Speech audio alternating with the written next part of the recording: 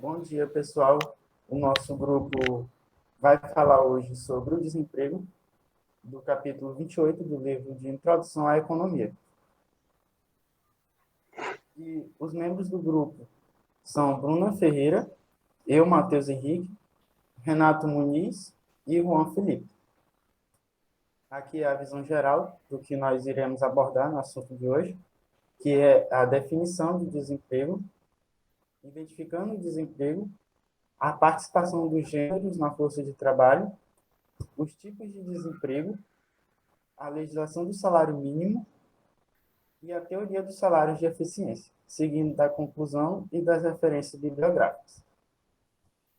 Bom, primeiramente, a gente vai definir o desemprego, que de forma simplificada, de acordo com o IBGE, se refere a pessoas com idade acima de 14 anos e que não estão trabalhando, mas estão disponíveis e tentam encontrar algum meio de trabalho. Assim, para ser considerado desempregado, não basta apenas não possuir um emprego, ou seja, donas de casa e estudantes também são considerados desempregados. E a maioria das pessoas conta com seus ganhos do trabalho para manter o seu padrão de vida. E a perda de um emprego nessa pessoa significa para ela uma consequente baixa do seu padrão de vida e, com isso, a ansiedade em relação ao seu futuro e a sua baixa autoestima. E o problema do desemprego costuma ser dividido em duas categorias, as de longo prazo e as de curto prazo. E a taxa natural de desemprego e o desemprego cíclico auxiliam para informar de maneira gráfica as taxas de desemprego em um período de tempo. E como é medido esse desemprego? Nos Estados Unidos, a medição é feita pela Bureau of Labor Statistics, que é um departamento responsável que produz dados sobre o emprego e o desemprego nos Estados Unidos. E, deste modo, a BLS categoriza e define cada pessoa a um determinado status. O primeiro é chamado dos status empregado, que trabalham assalariados, negócio próprio ou de família e em meio período. Os desempregados, que estão disponíveis para os trabalhos nas últimas 4 semanas, e aqueles dispensados temporariamente, e os que estão fora da força de trabalho, ou seja, aqueles que não se encaixam em uma das anteriores.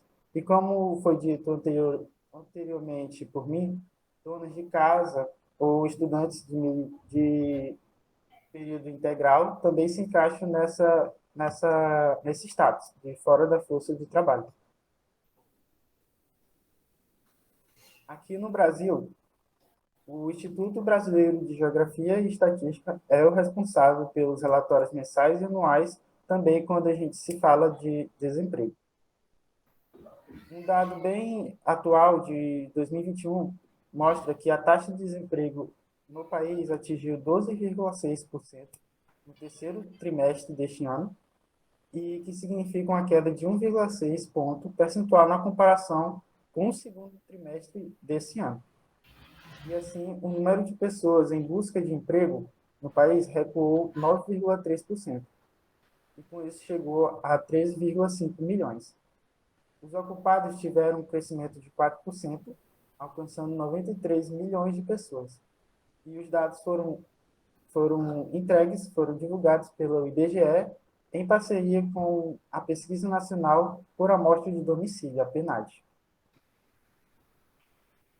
Bom, e aqui mostra um gráfico da evolução da taxa de desemprego, feito em junho, e o índice do último trimestre, feito por eles, mostra que o índice já aumentou a 14,6% no mês de março, abril e maio, o que mostra que mais de 14 milhões de pessoas no Brasil estão à procura de emprego, estão desempregadas. Bom, e a força de trabalho, segundo a BLS, foi um parâmetro usado com eles, que mostra o número de pessoas com capacidade de participar do processo de divisão do trabalho na sociedade, ou seja, é a soma de pessoas aptas a trabalharem. E como é feita essa soma? Se mede o número de desempregados e divide-se pela força de trabalho, vezes 100. E com isso a gente obtém a taxa de desemprego. E também, com essa taxa da força de trabalho, a gente pode obter a participação da força de trabalho, que é a taxa de participação, que é a força de trabalho sobre a população adulta vezes 100. Aqui se tem um dado da divisão da população em 2009, feita pela BLS, e mostra que mais da metade das pessoas estavam empregadas, com quase 140 milhões de empregados, e quase 15 milhões de desempregados, e também mostra a força as pessoas que estão fora da força de trabalho, que chegavam a quase 82 milhões. A chamada recessão feminina provocou um impacto generalizado no Brasil. É o que mostra indicadores sobre a ocupação profissional das mulheres no país, segundo as divulgações mais recentes do Instituto Brasileiro de Geografia e Estatística, o IBGE, e levantamento do Instituto de Pesquisa Econômica Aplicada, o IPEA. Fora da lista da Organização para a Cooperação e Desenvolvimento Econômico, OCDE, portanto da pesquisa Women Work 2021, da PwC, que mostrou o retrocesso de 4 anos, o Brasil registra a queda da participação das brasileiras na força de trabalho ao menor nível em 30 anos.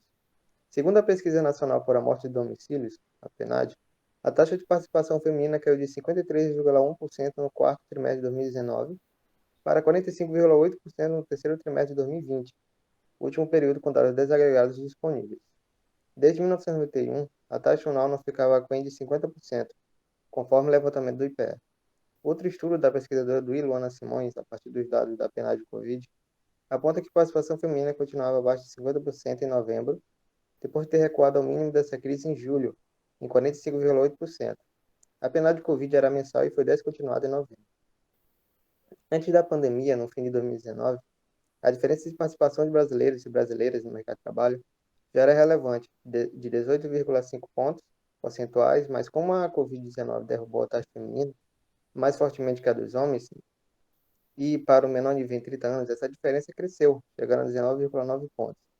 Ainda que sejam minoria no mercado de trabalho, as mulheres são maioria na população em idade ativa, representavam 53,2% no terceiro trimestre. Já a taxa de desemprego feminino alcançou 16,8% entre julho e setembro de 2020, último dado disponível, um recorde na série histórica da PNAD contínua, iniciada em 2012. Entre os homens, a desocupação também atingiu o nível mais elevado da série no período, mais 4 pontos abaixo em 12,8%. A diferença média desde o começo da pesquisa do desemprego masculino e feminino é de mais de 3 pontos. Solange Gonçalves, professora da Unifesp e coordenadora do Grupo de Estudos em Economia da Família e de Gênero, afirma que a segregação ocupacional e as decisões familiares explicam a piora do quadro de desigualdade de gênero no trabalho com a crise sanitária e econômica atual.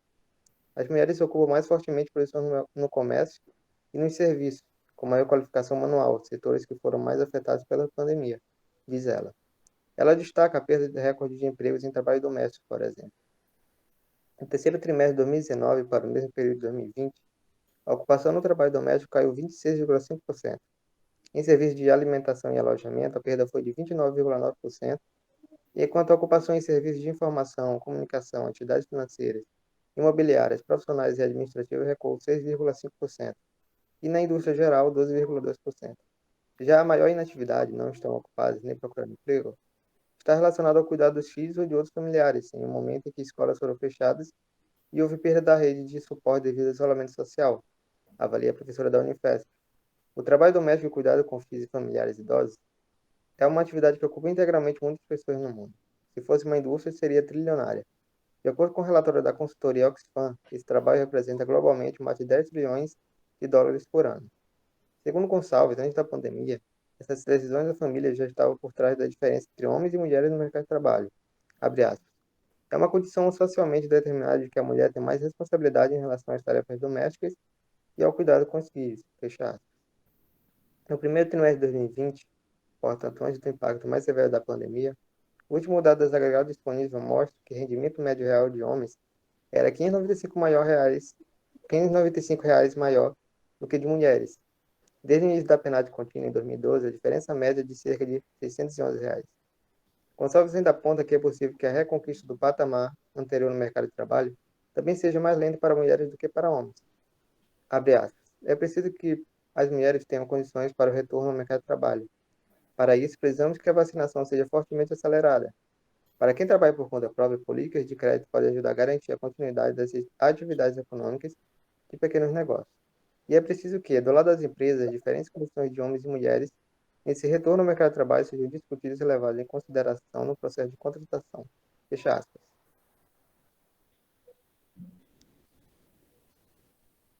Portanto, logo, o desemprego deve ser entendido como uma situação social não laboral em que o indivíduo não exerce atividade remunerada, ou seja, não tem carteira assinada.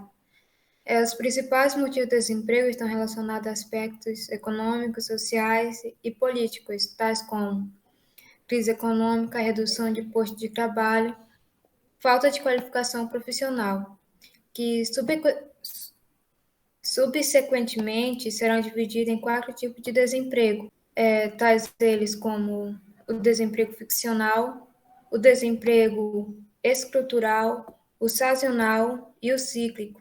O primeiro tipo de desemprego é chamado desemprego ficcional, ou emprego natural, em que consiste em indivíduos que estão temporariamente desempregados, seja porque estão mudando de emprego, ou porque foram demitidos, ou porque ainda estão procurando trabalho pela primeira vez.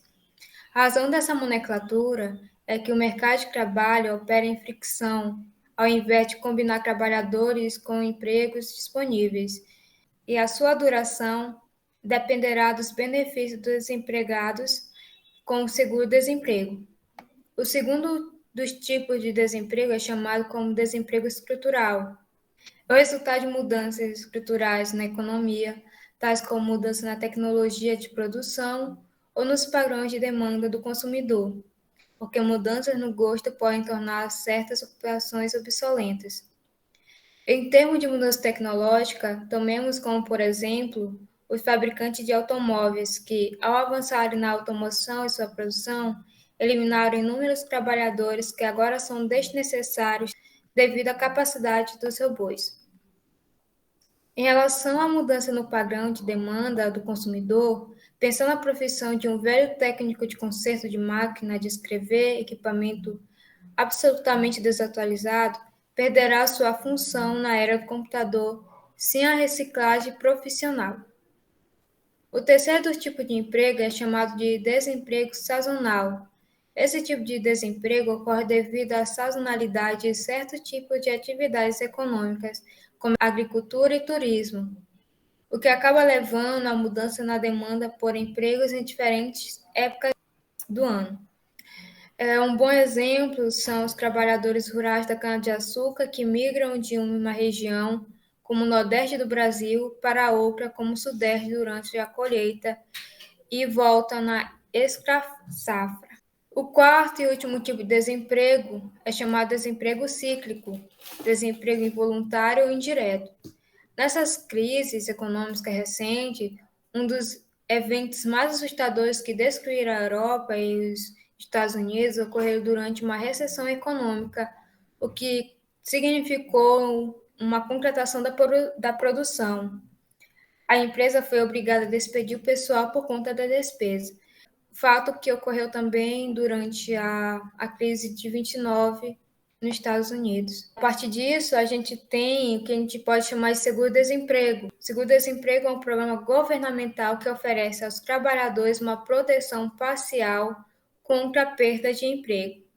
Contudo, o seguro-desemprego aumenta o desemprego ficcional. Como os benefícios do seguro-desemprego cessam quando o trabalhador arruma um novo emprego, os desempregados dedicam menos esforço à procura de emprego e têm maior probabilidade de recusar ofertas de trabalhos pouco atraentes, ou seja, vivem à custa desse benefício. Em seguida, a gente tem o que a gente chama de legislação do salário mínimo, o qual o salário mínimo pode ser o salário de equilíbrio para trabalhadores menos qualificados ou experientes, causando desemprego estrutural. mas é esse grupo que é uma pequena parte da força do trabalho, de modo que o salário mínimo não pode explicar maior desemprego. Colocando em ponto, enfatizando que a partir de 2022, o salário mínimo saiu de um salário base de 1.100 para 1.200. A intenção do salário mínimo é incentivar as pessoas com menos qualificação a trabalharem mais. A partir disso, por trás de tudo isso, a gente tem os sindicatos que o seu foco é em auxiliar os desempregados em suas recolocações, aproximando os recrutadores e os empregadores dos profissionais que atuam e que buscam recolocação para maior foco das suas divergências. Os sindicatos também ajudam no processo seletivo, pois os empregadores criam debates e colocam que devem ser julgados de ser maior dificuldade no processo seletivo, como a falta de mão de obra, falta de qualidade técnica, falta de interesse dos candidatos, entre outros. Geralmente, os profissionais deixam sugestões para as recolocações, aumentos salariais, concorrências, exigências, dentre outros. Uma quarta razão pela qual as economias mundiais elas tendem a ter um certo grau de desemprego é a teoria do salário de eficiência. De acordo com essa teoria, ela prefere pagar salários mais altos para que seus empregados sejam mais produtivos e mais eficientes. Elas pagam salários que estão acima do nível de equilíbrio, acima do salário mínimo. Mas por que as empresas elas querem pagar salários mais altos, já que os salários que elas pagam é como se fosse a maior parte dos custos de uma empresa? Elas pagam salários mais altos para que seus trabalhadores sejam incentivados a serem mais produtivos, fazendo com que os lucros que eles vão gerar sejam maiores que os custos que vão ter por esse salário. Há diversos tipos de teorias de salários de eficiência, e cada tipo sugere uma explicação diferente de por que as empresas deveriam pagar salários elevados. O primeiro tipo é a saúde do trabalhador. Esse tipo enfatiza uma ligação entre salários mais altos e a saúde que o trabalhador vai ter. Trabalhadores mais bem pagos, eles comem alimentos mais nutritivos, ele tem um acesso a uma qualidade alimentar melhor, uma qualidade de saúde melhor. E as empresas optam por dar salários mais elevados para que ele tenha esse acesso. Essa teoria ela pode ser mais relevante em países subdesenvolvidos, onde o acesso à alimentação de qualidade, o acesso a uma saúde de qualidade é mais restritivo, sendo que lá o salário mínimo é bem baixo. E as empresas optam por dar salários maiores para esses empregados que têm acesso a uma boa qualidade de vida. Já em países que são desenvolvidos, essa teoria de salário de eficiência, saúde do trabalhador já é meio inútil, porque nos países desenvolvidos, o salário mínimo é mais que suficiente para que eles tenham acesso a uma boa qualidade de vida, uma boa saúde, melhor dizer. O segundo tipo é a rotatividade do trabalho. O que é a rotatividade do trabalho? São empregados que se demitem buscando novos empregos, e a empresa que perde esses empregados vão ter que contratar novos trabalhadores. Só que o custo de se contratar novos trabalhadores é maior do que você pagar um salário mais elevado e manter esse empregado que já é mais experiente, porque as empresas elas tendem a aumentar seus salários para manter esses empregados. Como eles são mais experientes, eles vão ser mais eficientes e a empresa vai ser mais produtiva. E esses salários aumentados vai reduzir a rotatividade dos trabalhadores, fazendo com que a empresa tenha mais lucro. O terceiro tipo é a qualidade do trabalhador. O terceiro tipo, existe uma ligação entre o salário e a qualidade. Quando a empresa opta por dar salários maiores, o trabalhador, o candidato à vaga, vai ser de mais alto nível, vai ser um trabalhador com uma qualidade melhor. Quando os salários são mais baixos, os empregados de qualidade, com mais experiência, dizemos assim, não vão se candidatar à vaga. Por isso que as empresas tendem a aumentar os seus salários para que atraiam trabalhadores com maior qualidade, trabalhadores mais experientes, para que a sua produção seja mais efetiva e mais produtiva. O quarto e último tipo de teoria de eficiência é o esforço do trabalhador. Como o próprio nome já diz, o quão grande, o quão bom o trabalhador vai se entregar para o seu papel. Então as empresas vão aumentar os salários para que o esforço que o trabalhador vai ter seja maior, que ele tenha responsabilidade com o seu emprego, que ele não vai ter uma produtividade maior, uma eficiência maior. Então as empresas elas tendem a aumentar os salários para que o empregador se esforce mais dentro da empresa. Bom, nesta apresentação nós discutimos as medidas de desemprego. Como mede o desemprego? nós discutimos as razões pelas quais existe desemprego nas economias mundiais. Vimos também como a procura de emprego, a legislação dos salários mínimos, o sindicato e salários de eficiência, eles podem ajudar e explicam por que existe certo nível de desemprego nas economias. Para deixar claro, embora a economia sempre apresente algum nível de desemprego, a sua taxa natural ela é imutável. Muitos fatos e políticas podem alterar o nível de desemprego de uma economia, mas temos que ter em mente que o desemprego não é um problema simples com uma solução simples. Mas a maneira como optamos por organizar a nossa sociedade pode influenciar profundamente a abrangência desse problema. Essas são nossas referências bibliográficas. Muito obrigado pela atenção e até mais.